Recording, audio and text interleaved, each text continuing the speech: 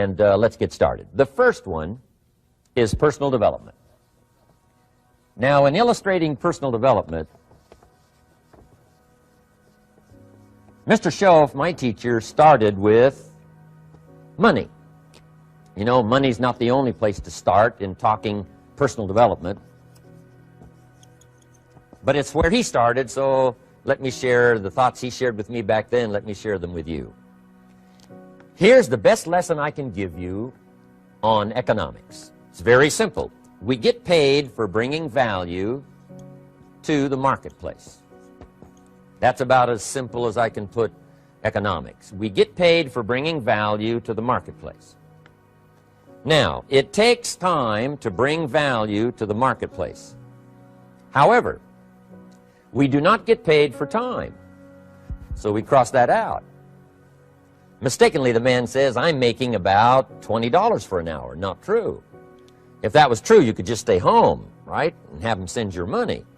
So that's not true. We don't get paid for time. We get paid for value brought to the marketplace. Now, since that's true, here's one of the key questions of my talk to you today. Is it possible to become twice as valuable to the marketplace and make twice as much money in the same time? Is that possible? The answer is yes. Could you become 3 times as valuable as you might be right now to the marketplace and make 3 times as much money in the same time? And the answer is yes. 5 times, 10 times? Of course. America is unique. It's a ladder to climb. It starts down here, let's say, at $5 an hour, and it keeps going up. Top income last year, $80 million. The guy who runs Coca-Cola. Now, that's a heck of a ladder. That's why everybody wants to come here, right? The boat people are not headed for Vietnam. People haven't plotted and schemed for 50 years saying if I could just get to Poland, everything would be okay. Not true. Everybody wants to come to America. And the reason is because we've got the best wind ever blowing in our favor. We've got the best economic opportunity anybody's had in 6,500 years. And all you have to do is understand it and take advantage of it. Now, there's some key questions to ask here. Why would the marketplace pay someone only $5 an hour? Very simple answer. They're not very valuable to the marketplace. Now, we must underline to the marketplace. This person might be a very valuable brother, yes. Member of the family, valuable, yes. Valuable member of the church, of course. Valuable citizen of the country, yes. Valuable in the sight of God, no doubt. We're all of equal value in the sight of God. But if you're not very valuable to the marketplace, you don't get much money. You say, well, it shouldn't be that way. Well, then you got to start your own country. You know, this one's been in process for 200 years, and this is the best we've been able to come up with so far. But here's the key. You don't have to stay here. Now, there was a big debate in Congress last year that this $5 was not enough, should be 6, should be 6, should be 6. But we don't need legislation. 6 is already on this ladder. The next step up. You know, if you work for McDonald's, they'll pay you $5 an hour to take out the trash. If you whistle while you take out the trash, they'll pay you $6 an hour. So we don't need that legislation. You just need to take lessons on how to whistle. Have a good attitude. Now, as you begin to climb this ladder, why would the marketplace pay some people $50 an hour? Answer, evidently, they must be more valuable to the marketplace. 10 times more valuable. And is that possible for someone to be 10 times more valuable and earn $50 an hour instead of 5? And the answer is yes. That's what America is all about.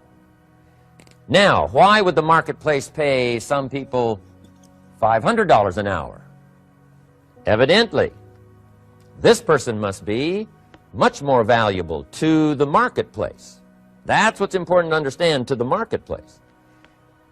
And would the marketplace pay one person $80 million for 1 year's work? And the answer is, of course. If you helped a company make $1 billion, would they pay you $80 million? I'm telling you, it is possible. And that's why America is so exciting. That's why this financial ladder is so exciting. It's possible for all of this to come true for all of you, no matter where you start. As a student in school, just getting started out there in the workplace, This is all possible for you. Now, Mr. Schoaf gave me the clue on how to climb this ladder as high as I wanted to climb. Now, we're talking primarily economics here. There's a lot of other ways to become valuable to your family, valuable to your friends, valuable to the community, valuable to the team, right? Valuable to the team effort, valuable to the concert. But here's what he said to me. In climbing this ladder economically, all you have to do is work harder on yourself than you do on your job. Once I heard that, it made sense to me. I kept hoping that everything else would change around me, found out that if I went to work on myself, worked on my skills, worked on my language, if I became better than I was each year, if I grew in skills and language and vocabulary and competence, then I would become attractive to the marketplace.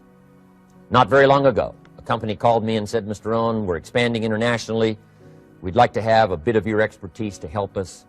Would you give us a bit of your time? We'll add some millions to your fortune. And I said, okay. And I thought later, isn't that interesting? They would call me. Then my second thought was, of course they'd call me. Who else would they call? I can get the job done. Now, what a contrast for me, farm boy from Idaho, raised in obscurity, parents of modest means, broke when I was 25. How come I would get a telephone call and someone offer me a lot of money to help them in expanding around the world? Simple answer, evidently. Something happened to me between age 25 and where I am today. And I can tell you where it all started. From my teacher, Mr. Schoaf, who said to me, we don't have to change what's going on out there. That's the wind that's blowing. All we have to do is change what's going on in here. And now there's several ways to do that on personal development. And let me give you those ways. Here's the first one. We must learn from personal experience. Pretty simple. Learn from what happens to you. Take a look back over the last few months. Did you make some mistakes? How could you correct those for the future? Take a look back over the last year. Have you done it right or done it wrong? Let's correct it for the next year. Learn from your personal experience. Mr. Schoaf asked me when I first met him, he said, Mr. Rohn, how are you doing? You've been out there now 6 years. And I said, I'm not doing very well. He said, I suggest you not do that anymore. What a simple, swift analysis to my situation. He said, if you keep doing it, the next 6 years will be like the last 6. You don't want that to happen. Let's make the changes. So learn from your personal experience. Now here's number 2, why I came to share this video experience with you today. And that, I call it OPE, other people's experiences. That's me, other people. That's your teacher, other people. That's your friends and colleagues, other people. The people you meet that can pass along to you their experiences, what's happened to them, the mistakes they made, how they corrected them, how they changed their health and changed their bank account and changed their income and changed their future. That's it, other people. Now there's 2 kinds of people to learn from. One is failures. It's too bad failures don't give seminars, right? That would be valuable. Bring your notebook, have them tell you how they lost it all and threw it all away, threw their health away and threw their friendships away and things didn't work out well. That would be valuable. But now then we must also learn from positive, people that have done well. They've got the health, and so we ask them, how did you become so healthy? They've got the skills, so we ask them, how did you become this skillful? They've got the income, so we ask them, how did you get here in such a short period of time? So now here's what's important in personal development. In learning from other people, we learn, number 1, by observation.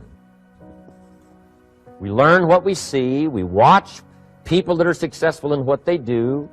In sports, we watch their disciplines. In business, we watch their disciplines. By observation, what we can see. The reason I created this video was something that you could see someone's experiences translated for you. Second, we learn by what we hear. I've got some of my lectures on cassette tapes, so you know you can take them with you wherever you go and learn by listening. Turn your car into a mobile classroom and listen. And then listen to the sermon on Sunday morning. Listen to the lectures. Listen to the teacher. Listen to someone who's got something good to say. And then number 3 is vitally important on personal development, and that is read all the books you can possibly read in your lifetime. Mr. Schoaf got me started on my library. I've got one of the better libraries. Haven't read everything in it, but I feel smarter just walking in it, my library. At least I was smart enough to buy it. Now I got to be smart enough to read it. And then, of course, I got to be smart enough to decide what's valuable and then do it. But this one is very important. Become a good reader. Some books that helped change my life. Mr. Schoaf recommended, of course, the Bible. And my parents made sure I was a pretty good scholar by the time I was 18. That's been so beneficial for me, drawing from those illustrations, reading about those stories, people who made it and people who didn't make it, and what the difference was. And then other books that helped to really change my life. One called Think and Grow Rich by Napoleon Hill. And then a book that helped me become financially independent by the time I was 31. And that book is called The Richest Man in Babylon by George Clason. And I'm going to share a little bit of that book with you when I get to financial independence today, our 3rd subject. But I started reading the books, attending the classes, making sure that I got in front of people that had something good to say. And then I started keeping a journal. One of the major things my teacher taught me was to keep a journal. He said, don't trust your memory. If you hear something good, just make a little note and write it down. Now, at first I took, notes on pieces of paper and torn off corners and backs of old envelopes. And it didn't serve me well, thrown in a drawer. Then I learned to keep a journal, a bound copy of all my notes. So I would suggest you do the same. Things that impress you, a poem that impresses you. When you attend a class, some of the ideas that impressed you, jot them down. You read something in a magazine, right? Some ideas, take those out, put them in your journal. Keep a good journal the rest of your life. This will serve you well. My journals make up a significant portion of my own library. And if you saw my library and saw my journals, I tell you what you'd have to say. This is the library, and these are the journals of a very serious student. No wonder Mr. Rohn is invited to lecture and speak on his experiences around the world. So I want the same thing to happen to you. Value captured that you can resort to later, go back over it and review it, and let it become valuable to you. So that's my first subject, personal development. Work harder on yourself than you do on your job. Develop the skills, learn the lessons, take the classes, absorb all that is being taught to you these days. And then later on, of course, you can sort it out, what's valuable to you and how to refine it for your business and for your life and for your future.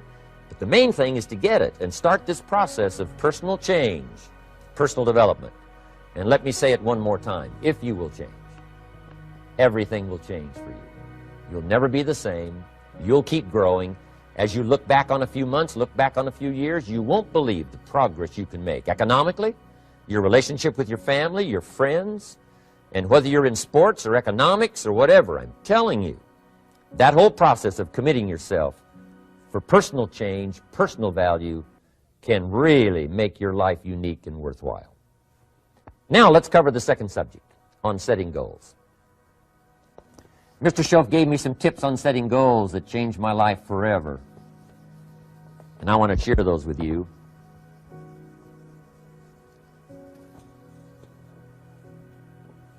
So let's talk about setting goals, and I also want to tie it to personal development, and you'll see how I'm going to do it as I progress here. Setting goals. We need to take a look into the future. There are 4 things to consider in terms of attitude. One is how you feel about the past. Best advice I can give you on that is treat the past as a school. Let it teach you the mistakes you've made, the things that went wrong, the things that didn't work. Don't use the past as a burden to carry, and don't use the past as a club to beat yourself to death. Past losses, past failures, past mistakes. But let the past be a school. Tough school maybe. We've all been through some tough stuff. So if you feel good about the past, draw from it for experience and let it teach you. Then next is how you feel about the future. We've got to have the future well designed. The future is called the promise. And here's what we teach in our leadership series. The promise of the future can be an awesome force for your own future. The promise of the future, designing the future. There's two ways to face the future. One is with apprehension, and the other is with anticipation. I promise you, in my travels around the world, most people face the future with apprehension. And here's why. They don't have it well designed. They've sort of left that up to someone else to fix. But here's the best way to face the future, with anticipation. And you can face the future with anticipation if the future is clear, if the future is well designed. And I would like to have you consider some thoughts with me that help me to really change my future by giving it some thought and some consideration. And here it is. In setting goals, it's very simple. Number one, decide what you want. You just take a little time. You sit down and say, what do I want? What kind of skills do I want? What kind of income do I want for the future? What would I like? Where would I like to go? Places I'd like to visit. Habits I'd like to acquire. Skills I'd like to have. You just take a little time to think about what you want. Economics, friendships, people you'd like to meet, places you'd like to go. You just take some time. And then I suggest, when you've thought about what you want for the future, make a list. Just jot it all down. It's really a very simple process. And then here's number three. Keep all the old lists. I'm telling you, this served me so well, keeping my old list of goals. I look back now 10, 20 years ago at goals I set, lists I made, and I smile now because here's what I thought was so important, 20 years ago. Now some of those things aren't even on my list. I've got a new list. I've grown. I've changed. I've matured. But I give you that advice. Decide what you want. Number two, write it down. Number three, keep the old lists. And then here's number four. When you get something that's on one of these lists, check it off. Part of the fun of having a list is checking it off. And then if you can add some drama to checking it off, see, that's what really helps. I set a goal to go to Spain many, many years ago. And when I finally made my first trip to Spain, I had that journal with me that had that list in it.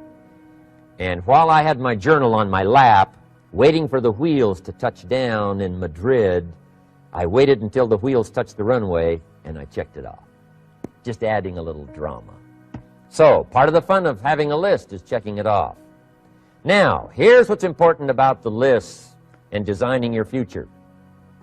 If the future gets clear, the price gets easier. Because you got to remember, for every promise, there's a price to pay. Everybody's got to pay the price. Everybody's got to do the deal. Everybody's got to do the disciplines.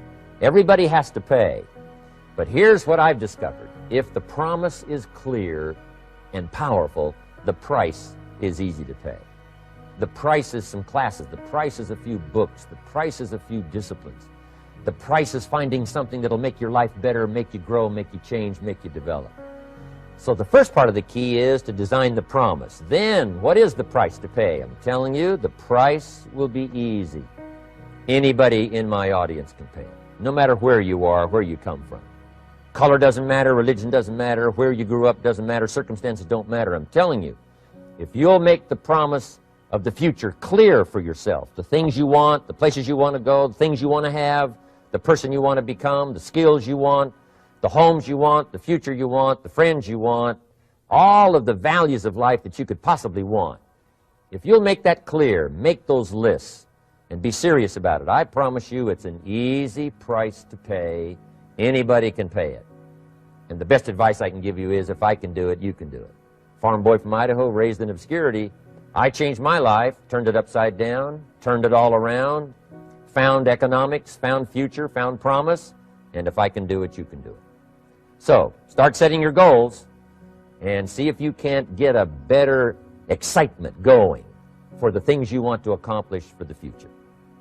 Now here's my third subject, and that's called financial independence. Oh, by the way, before I get to financial independence, let me cover one more point. One of the major reasons for setting goals is for what they make of you in achieving them. My teacher advised me when I first got started at age 25, he said, Jim, why don't you set a goal to become a millionaire? He said, it's got a nice ring to it. you know, enough zeros to impress your accountant. And he said, I'm here to help you. You're only 25 years old. You've been to 1 year of college. You've got a beautiful family, every reason to do it. Why don't you set a goal to become a millionaire? And he said, here's why. And I thought, he doesn't need to teach me why. Wouldn't it be nice to have $1 million? He said, no, then you'll miss it. He said, here's why. For what it will make of you to achieve it. I'm telling you, that statement changed my life. Set the kind of goals that will make something of you to achieve them. He said, now, once you become a millionaire, what's important is not the money. I thought, that's kind of strange teaching. He said, honest, it isn't important. He said, you could just give the money away. Now, I did better than that. I lost it all. By the time I was 31, I was a millionaire. By the time I was 33, I was broke. And I'll tell you a little bit about that story later. But when I lost all my money, guess what? I found out Mr. Schoaf was right. What was valuable was not the money. What was valuable was what I became to earn the money. The skills I had, the knowledge I had about the marketplace, the values that I had going for me. They were more valuable than the money. And here's an important statement to remember. It's not what you get that makes you valuable. It's what you become. So part of the key here is to set the kind of goals that will make something of you. Don't set them too low so that you don't have to grow and you don't have to read and you don't have to try and you don't have to stretch. Don't set them too low. And then don't sell out. Don't go for something that's going to cost you your virtue or cost you your values or sell out your principles. There's a good middle road here to follow. Goals that will inspire, goals that will help you grow, change, develop, and become better than you are. Okay. Now let's talk about financial independence. How to become rich by 40, 35 if you're extra bright, much sooner if you find an opportunity like I did. Let me show you how I did it. Financial independence. First of all,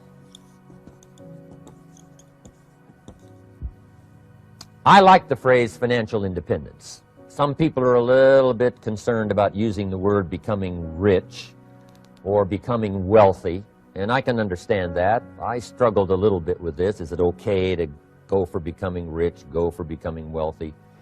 And maybe that's a bit too strong a word or strong a term. So here's what I've come up with that I think is comfortable for me, and that is how to become financially independent. I think it's every person's heritage here, especially in America, to become financially independent. Now, let me give you my definition of financial independence. Financial independence is the ability to live from the income of your own personal resources. Financial independence. Now, it depends on how you want to live. If you need $2,000, $3,000 a month, if you need $4,000 or $5,000 a month, if you need $10,000 a month, some people may need, $100,000 a month. But whatever you would need to live, and you could earn that living from the income of your own personal resources, that's what I call financial freedom, financial independence. And let me show you how to acquire it. If you start at age 15, between ages 15 and 35 is 20 years. And in my personal opinion, based on my own studies and my own experience, 20 years, in my opinion, is enough time to become financially independent. If you're not, you don't live in the wrong country. Probably what's happened is you have the wrong plan. And it's easy to be a nice person with the wrong plan. I found that when I was 25 years old. I was broke at age 25, and I was a nice guy. You would have liked me. But I'm telling you, my plans up until then, especially my financial plan, left me broke. I totally changed it the next 6 years, and I became financially independent. So I know what I'm talking about. It is possible in a reasonable amount of time, 15 to 35, whatever, 20 years' time, enough time. You can do it in a much shorter period of time, like I did if you want to. But this is a reasonable enough time. But here's number one. First of all, you got to have the right philosophy.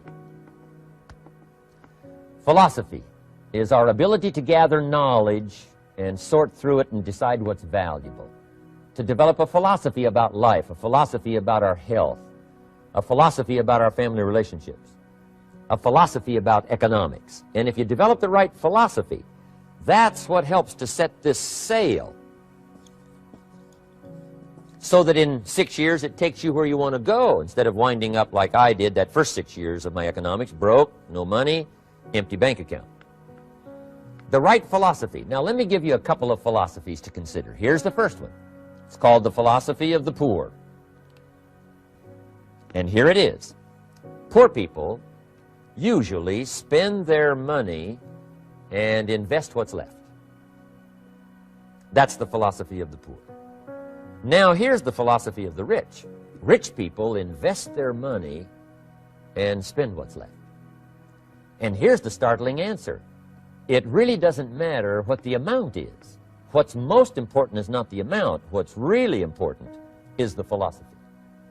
So I would ask you to adopt this philosophy of spending after you have invested. Invest first, then spend. And I've got a little formula that I'm going to share with you. Now, what should a child do with a dollar? I mean, there's a lot of debate going on, I'm sure, across the country on what a child should do with a dollar. Here's one opinion. It's only a child and it's only a dollar. What difference does it make? Well, in my opinion, it makes all the difference in the world. A person's economic future starts with a child with a dollar. Somebody says, oh, no, you're only young once. Let him spend it all. Well, when would you hope that would stop? Somebody says, well, wait till he's 50 and broke like me, and, and then he'll learn. Well, no, we don't want to wait that long. If I would have known earlier than age 25, I would have changed. In high school, if they would have had classes called Wealth 1, Wealth 2, I'd have taken both classes. I would not have waited until age 25. So, the earlier the better. So, what should a child do with a dollar? Here's the simple premise to begin with. Don't spend it all. And if a child wants to spend the whole dollar, you got to say, hey, don't spend it all. Don't spend it all. They'll say, why not? It's my dollar. I earned it. You say, I know you earned it, but don't spend it all. They'll still say, why not? Say, let me show you why not. So you put them in your car, take them to the other side of town, and show them where people live that spend the whole dollar. You just drive them around. Kids learn best by visual. Just drive around and say, would you like to live here? Kid says, no. Would you like to live like these people live? Kid says, no, no. Then you can't spend the whole dollar. So, kids will get the message. So, take them to the other side of town, show them around, unless you already live there, and then just show them around. Anyway, don't spend the whole dollar. Now, let me give you my best view of what to do with a dollar. And I promise you, if you started at age 15, now if you're over 15, right, you've still got plenty of time. You still got 20 years. If you're 30, you still got 20 years. I mean, you still got plenty of time to start what I'm about to share with you. What to do with a dollar. Here's my first bit of advice. Never spend more than 70 cents. Never spend more than 70 cents. Now, you got to pick some number, and the number you pick is going to be determined by your philosophy. It's going to be determined by what you've been taught or your experience teaching yourself. When I first met my teacher, Mr. Schoaf, I was at about 110% of each dollar. I'm down at budget finance, hawking my furniture and my car one more time. And then I learned a whole better formula for financial independence. Number one, don't spend more than 70 cents. Now, kids say to me, well, okay, what do I do with the other 30 cents? And here's what I teach them. 10 cents for charity. Charity or church, or helping people that can't help themselves. 10 cents to support worthy projects. Projects that you feel good about. 10 cents out of every dollar. It's called being generous with part of what you've taken out of society. Now, in my opinion, nothing teaches us character better than generosity. No class, no teacher, no book teaches character better than generosity. And the best time to start is when the amounts are small. And I know if kids learn these lessons well, they'll give a dime out of a dollar, help people that can't help themselves, support worthy projects. Or if you belong to a church, they teach tithe, piece of. That's very important. Now, because when the amounts get larger, sometimes it's a little more difficult. Giving 100,000 out of a million, someone says, oh, if I had a million, I'd give 100,000. I'm not sure. That's a lot of money. So the time to start is when the amounts are small. 10 cents out of the dollar. Okay, next 10 cents I call active capital. Active capital means do something to make a profit. Active capital. Set aside a portion of your income. Wages are okay, but I'm telling you, wages will make you a living. Profits will make you a fortune. So set aside part of your income as capital, called active capital. Any kind of project you can possibly think of, you can possibly come up with. I'm going to write a new book, I think, for kids. I think the title is going to be, Of Course Kids Should Pay Taxes. It's kind of an interesting title. In California, kids do pay taxes. When a child walks into 7-Eleven, buys something that costs $1, the proprietor says, give me 7 more pennies. And the child says, hey, what's these 7 pennies for? And the proprietor says, that's the taxes. Kid says, well, hey, I'm only 8 years old. Proprietor says, congratulations, you're my youngest taxpayer. Give me the money. So in California, where I live, kids do pay taxes. Big question is, should they? And my book will answer that question. Of course, kids should pay taxes. Nothing is for free. If you want to ride your bicycle on the sidewalk instead of in the mud, you got to pay the 7 pennies. Nothing is free, so we all have to pay. So, 10 cents out of your living, out of the money you earn, set aside for capital. Capital to try your best to show a profit. And in my book, it's going to be all kinds of ways kids can make money, right? 2 bicycles, one to ride and one to rent. I mean, you know, it doesn't take long to figure out some enterprise that'll start making a profit. Then you must jot this down if you're taking notes. Profits are better than wages. 1, you can't usually start wages until you're about 16, 15, 16. But you can make a profit long before you're eligible to start earning wages. And then there's no limit to profits. And they can double and triple and quadruple.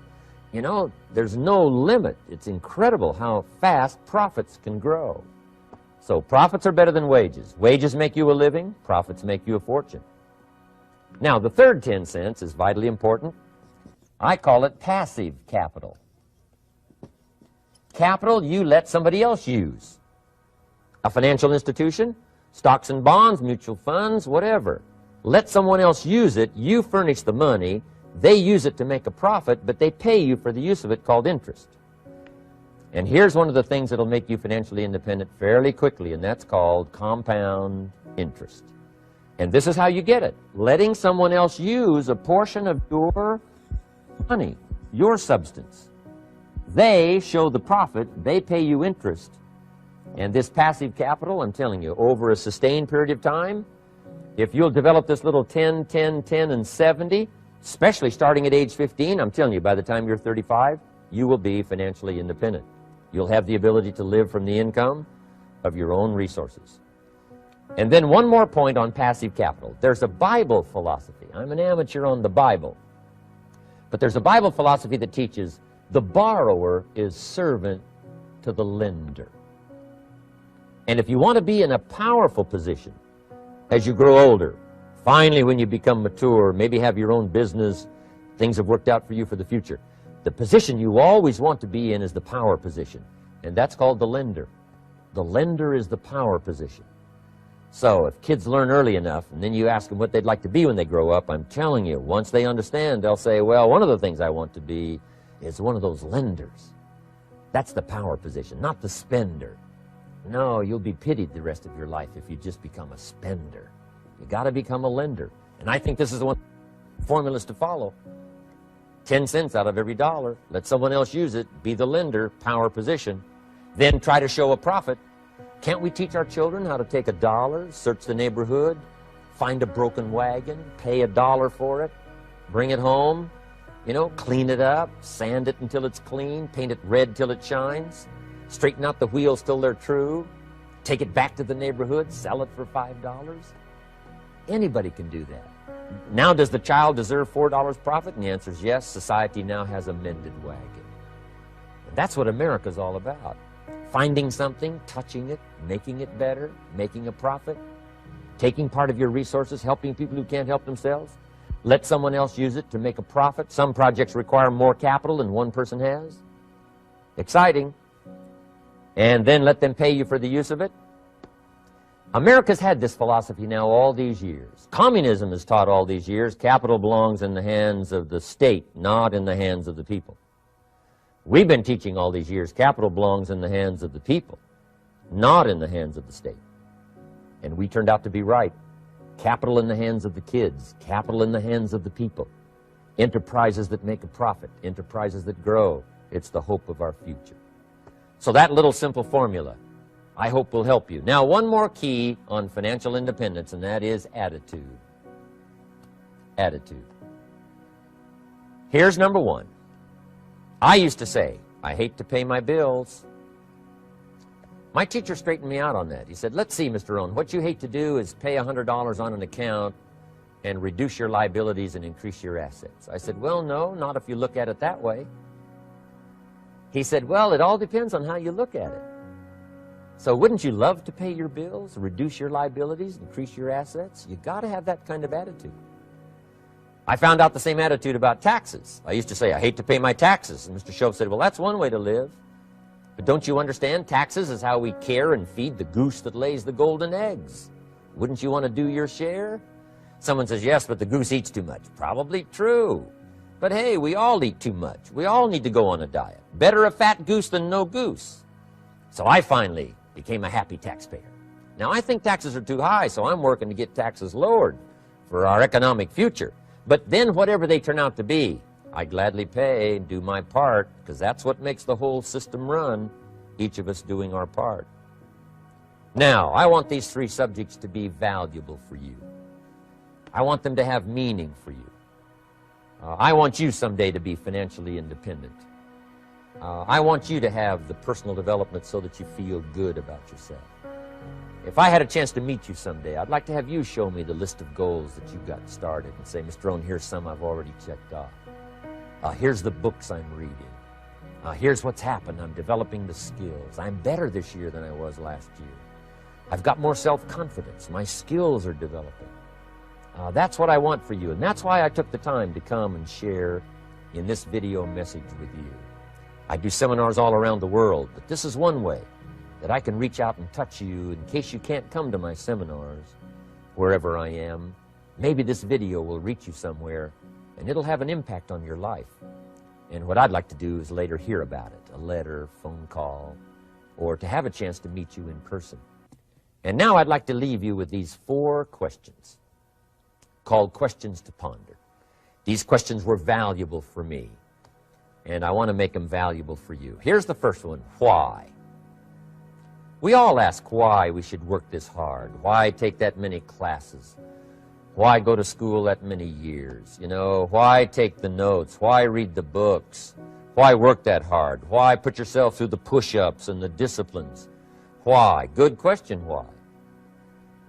Best answer to why, I think, is the second question. Why not? Why not see how many books you can read, how many classes you can take, how many skills you can develop?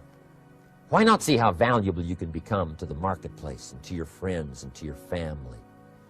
Why not see what you can make of yourself? Why not see how far you can go, how much you can see, how much you can earn, how much you can share? Why not? That's the heritage all of us have, in America especially, is to see what we can make out of our lives now that we've been given this extraordinary opportunity. Now, my third question I'd love to ask you in person. But since I can't do it in person, I want to ask it of all of you. But I want you to take it personally. And my third question is, why not you? Why not you? With good self-esteem. Why not you starting to change and setting goals? Why not you starting to make progress toward financial independence? If I can do it, you can do it. I wished I had a lot more testimonials here today besides mine. A whole steady stream that would come by and tell you their story. Someone who started with nothing, finally run a big enterprise. A mother who was on welfare, now she owns her own business. In addition to my story, I wish I had a lot more. And if all of them told their story, guess how they would probably wind up their story? They'd probably say, just like me, why not you? If we can read, you can read. If we can change, you can change. If we can figure it out, you can figure it out. If we can turn it around, you can turn it around. There isn't anything you can't accomplish. That's what those testimonials would say. And so I want to say it to you personally. Why not you? You've got the brains, you've got the stamina, you've got the vitality, you've got the interest, you've got your life ahead of you, you've got the future. You can do it. If anybody can do it, you can do it. If one of us can do it, hey, we all can do it. And now here's my last question. Why not now? This is a good time as the 20th century starts to wind down, a few more years as we get ready for century 21. What a good time to set your goals, work on yourself, work on your skills. What a good time to get it together. What a good time to start this process. Personal development, growing, changing, developing, having a good plan for your money and for your life and for your future. Why not now? And I hope I have a chance to see you one of these days and share with you the experience, the reaction, the response you might have had from my message today. And until I get a chance to see you on this side of the world or the other side of the world, in some school or some seminar, or maybe I'll come and speak for a company that you work for someday, I hope I get a chance to meet you. Until then, I wish you the best. I want all that I've gotten to be yours and much, much more. God bless. Goodbye.